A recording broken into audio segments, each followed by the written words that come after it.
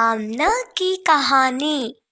ایک دفعہ کا ذکر ہے کہ ایک گاؤں میں ایک لڑکی رہتی تھی جس کا نام آمنہ تھا۔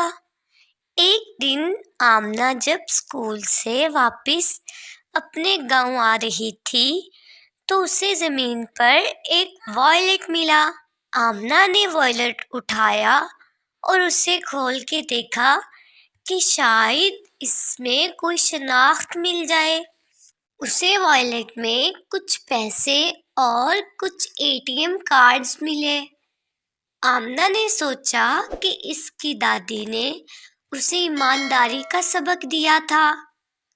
آمنہ نے وہ وائلٹ اپنے پاس رکھنے کی بجائے اسے اس کے مالک تک واپس کرنے کا فیصلہ کیا اور چلتے ہوئے ارد گرد سب سے پوچھا کہ یہ وائلٹ کس کا ہے۔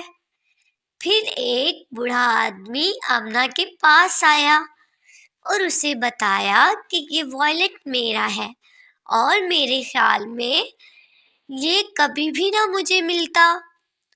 آمنہ نے وہ وائلٹ آدمی کو واپس کر دیا اور آمنہ کی ایمانداری سے متاثر ہو کر بوڑھے آدمی نے اسے تحفے میں وہ رقم دی جو اس کے وائلٹ میں تھی۔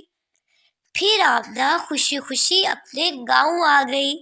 تو پیارے بچوں، اس کہانی کا سبق یہ ہے کہ ایمانداری اور رحم دلی ہمیشہ اپنا اجر دے کے جاتی ہے۔